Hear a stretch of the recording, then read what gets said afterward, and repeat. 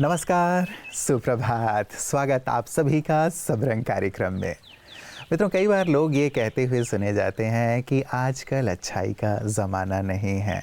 अच्छे लोग मिलते कहाँ हैं, अच्छे लोग दिखते कहाँ हैं और अच्छा होकर इस संसार में रहा भी नहीं जा सकता। आप ढूंढ लो, आपको अच्छे लोग मिलेंगे ही नहीं, हम तो थक गए। किसी ने बहुत प्यारी सी बात कही थी इसके लिए कि अच्छे लोगों की तलाश मत करो, खुद ही अच्छे बन जाओ ताकि लाखों लोगों की तलाश खत्म हो जाए। कितनी प्यारी सी बात है ना। जिस चीज़ की कामना हम स्वयं करते हैं, क्यों ना वो हम स्वयं बन जाएं। अच्छे लोगों की तलाश करने की बजाय हम स्वयं ही अच्छे बन जाएं तो ना जाने कितने लोग हमें देखकर प्रेरित होंगे और उनका जीवन भी अच्छा बन जाएगा। थोड़ा कठिन ज़रूर है आज के दौर में, लेकिन असंभव नहीं है। ये हम कर सकते हैं क्योंकि अच्छाई हमारे अंतर मन की चाहना है कि हम अच्छे बने, और जो अंतर मन की चाहना है वो हमेशा सच्ची ही होती है, अच्छी ही होती है। तो क्यों ना आज इसकी ओर एक कदम हम ज़रूर बढ़ाएं कि मैं अच्छा बनकर औरों के सामने एक आदर्श प्रस्तुत करूँगा। इस सुंदर संकल्प के साथ चलते हैं आज के सुवाक्य की ओर। अगर मेहनत आदत बन जाए तो कामयाबी मुकद्दर बन जाती है। जब हम लगातार और नियमित रूप से मेहनत करना अपनी आदत बना लेते हैं तो सफलता हमारे जीवन का हिस्सा बन जाती है। मेहनत कोई एक बार की प्रक्रिया नहीं है, बल्कि यह एक निरंतर चलने वाली यात्रा है। जब मेहनत हमारी आदत बनती है तो हम हर काम को पूरी लगन और दृढ़ता के साथ करते हैं। इससे न सिर्फ हमारी क्षमता बढ़ती है, बल्कि हमारे काम का परिणाम भी बेहतरीन होता है। इसलिए ये जरूरी है कि हम मेहनत को अपनी जीवन शैली का हिस्सा बनाएं, क्योंकि मेहनत का कोई विकल्प नहीं होता और जब ये आदत बन जाए तो सफलता निश्चित हो जाती है।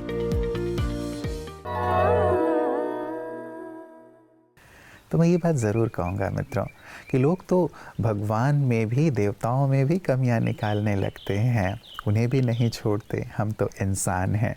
हाँ, ये बात ज़रूर है, हम अपनी नज़र में अच्छे से अच्छा ज़रूर बने। हमारी अंतरात्मा हमें अच्छापन का सर्टिफिकेट दे, इससे अच्छी बात और कुछ नहीं होगी। बाकी दो चार लोग यदि कुछ गलत या फिर कमी खामियां निकाल भी देते हैं तो उसे अपने दिल पर ना लें।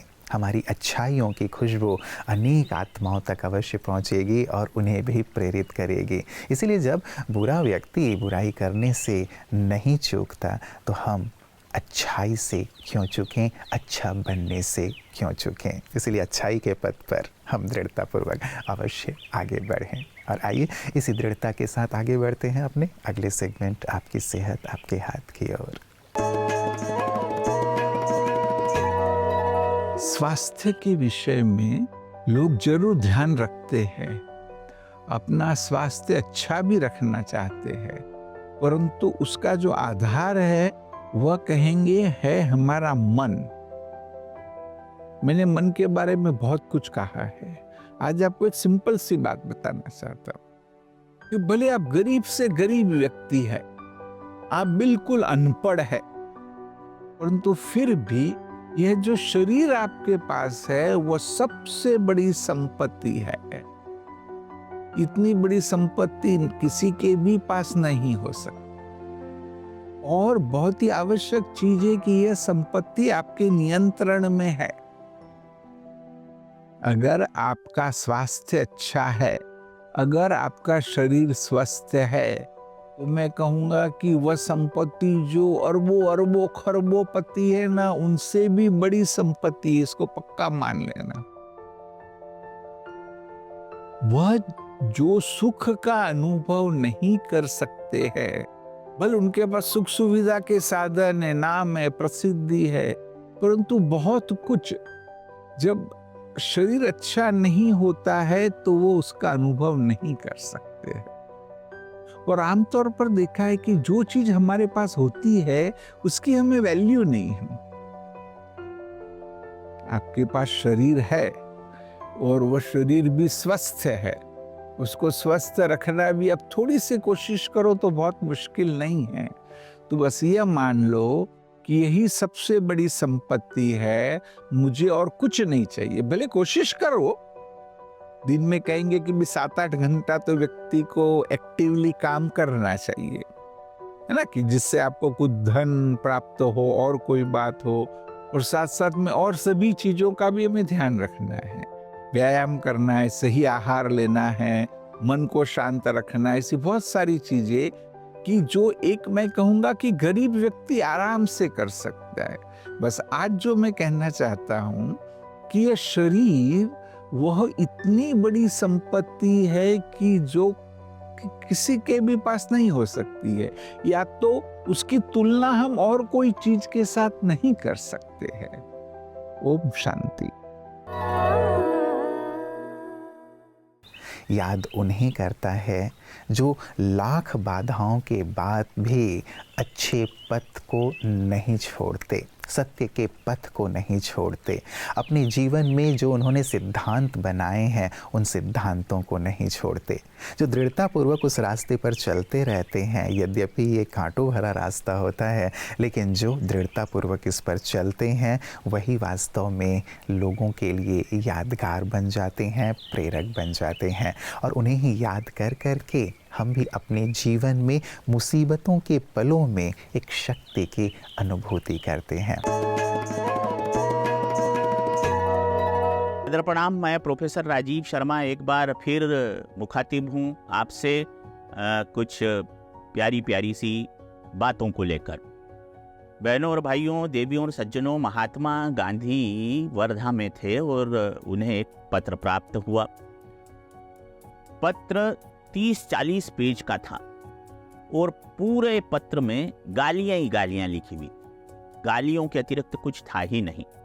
महात्मा गांधी ने पत्रों के पृष्ठों को उल्टा और उसके बाद पत्रों को डस्टबिन में डाल दिया और वो पृष्ठों के साथ एक आलपिन लगी हुई थी जो उसे निकाल कर रख लिया। उनके साथी जमनालाल बजाज ने पूछा कि गांधी जी, आपने ये पत्र को तो डस्टबिन में डाल दिया और ये आलपिन निकाल कर क्यों रख ली?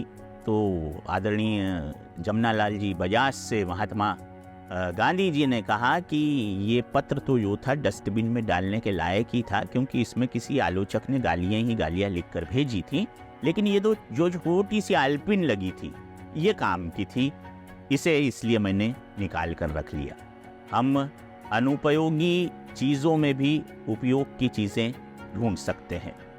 शहीद दिवस से आज 30 जनवरी है और शहीदों की शहादत को हम सब नमन करते हैं इन पंक्तियों के साथ कि हमारे देश की मिट्टी हमें सौगंध देती है, हमारे देश की मिट्टी हमें सौगंध देती है, जवानी इस धरा के शान के हित झूल जाने दो, किसी अन्याय को सहने के हम तो नहीं आदी, किसी अन्याय को पीठ देने के नहीं आदी, मरते दम तक भारत माँ की गाथाओं को गाने दो, मरते दम तक भारत माँ की गाथाओं को गाने दो।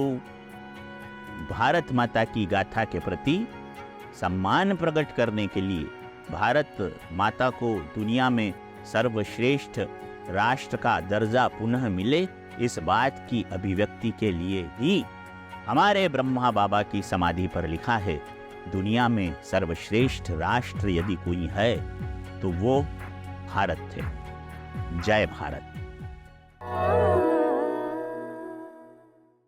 मित्रों, महाभारत का प्रसंग हमें बहुत कुछ सिखाता है। ये अच्छाई और बुराई के बीच युद्ध, सत्य और असत्य के बीच एक युद्ध था।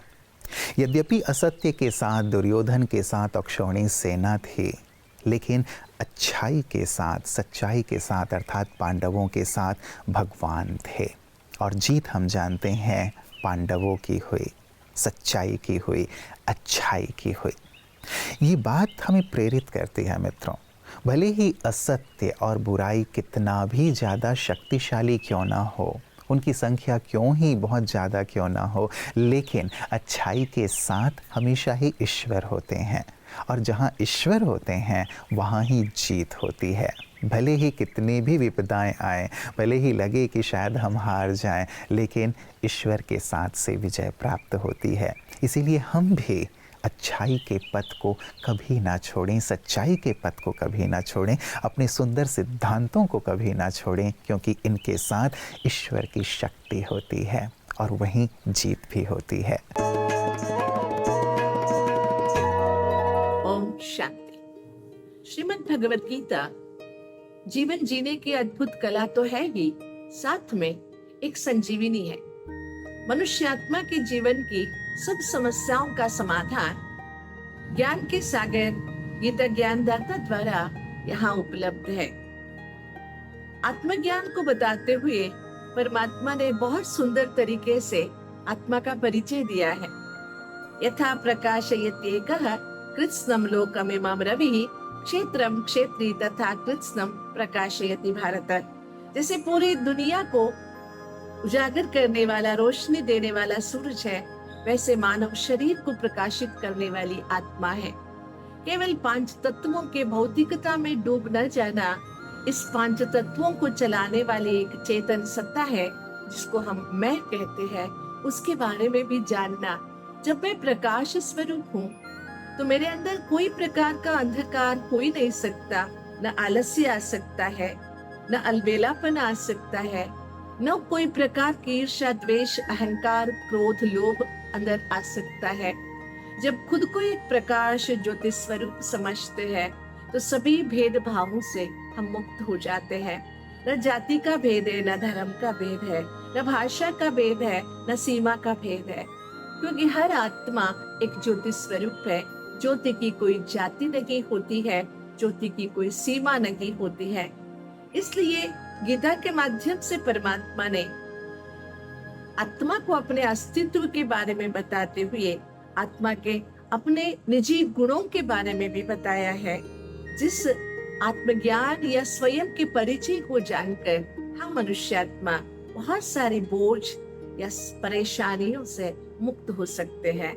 इसलिए गीता ज्ञान वास्तव में एक स्व अन्वेषण मैनेजमेंट है, सेल्फ मैनेजमेंट है। ओम शांति। मित्रों, आज सबरंग में हमने बात की अच्छाई की। अच्छा शब्द ही अपने आप में कितना अच्छा है, कितना प्यारा है। हम अपने बच्चों को भी कहते हैं कि तुम्हें अच्छा बच्चा बनना है, राइट? लेकिन इस अच्छाई को वास्तव में हमें समझना है कि अच्छा है क्या। अच्छाइयाँ जो सद्गुण हैं, जो वास्तव में महापुरुषों में हम देखते हैं, जो देवी देवताओं में देखते हैं, उन्हीं सद्गुणों को अपने जीवन में अपनाना है। वही हमारे सुंदर विचार, सुंदर बोल, सुंदर कर्म हों, जैसे हम उन्हें देखते हैं आदर्श के रूप में। ये अच्छाइयाँ केवल किताबों तक ना रह जाएं, ये अब हमारे जीवन में आ जाएं। आज भी यदि हम बच्चों से पूछते हैं कि तुम्हें क्या बनना है, तो कोई कहता है मुझे डॉक्टर बनना है, कोई कहता है मुझे इंजीनियर बनना है, लेकिन कोई भी ये नहीं कहता कि मुझे अच्छा इंसान बनना है। अब हमें अच्छा इंसान बनकर अपने आने वाली पीढ़ी को भी अच्छा बनने के लिए प्रेरित करना है। तभी तो समाज से बुराइयों को हम दूर कर पाएंगे और अच्छाइयों की खुशबू चारों ओर फैला पाएंगे। और साथ ही लाखों लोगों की जो तलाश है अच्छे लोगों की, उस तलाश को भी हम पूरा कर पाएंगे। आइए ये बीड़ा आज हम सभी सबरंग परिवार के सदस्य मिलकर उठाएं कि लोगों की खोज को हमें पूर्ण करना है अच्छा इंसान बनकर। करेंगे ना?